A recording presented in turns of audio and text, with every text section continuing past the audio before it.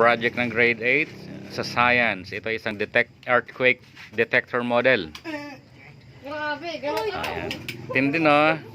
Di ba sabi mo? At meron lang siyang isang nut at isang live wire from negative ng alarm, and then line ng alarm, negative line ng alarm papunta sa negative line ng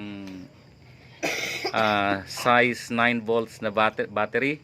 Then from positive to switch, ito yung kanyang switch, papunta doon sa toaster. Toaster ang tawag dito, ha, sa toaster ng positive, para magkapag-create siya ng friction. Pag nagkaroon ng friction ng lupa, magki-create ng movement yung positive, babangga siya doon sa negative.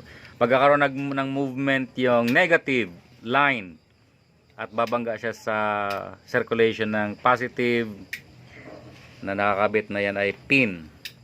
So pag nagkaroon ng vibration, pag nagkaroon ng earthquake, siya ay mag-a-alarm. Panalo! First, place ng grade 8 student. Grabe, no? So ang kanilang ginamit ay glue stick, karton, pin, alarm, battery, and ito yung kanyang components at on-off switch, tsaka syempre glue gun. Ayan, o. At ang finale syempre yung ohana. Yan, ohana yan na milk tea, tulad ng damit ko, ohana. Okay, congrats sa inyong lahat. Ganda, oh. Try mo dito. May lindol, may lindol. Ano masabi nun? Hold, duck, and cover.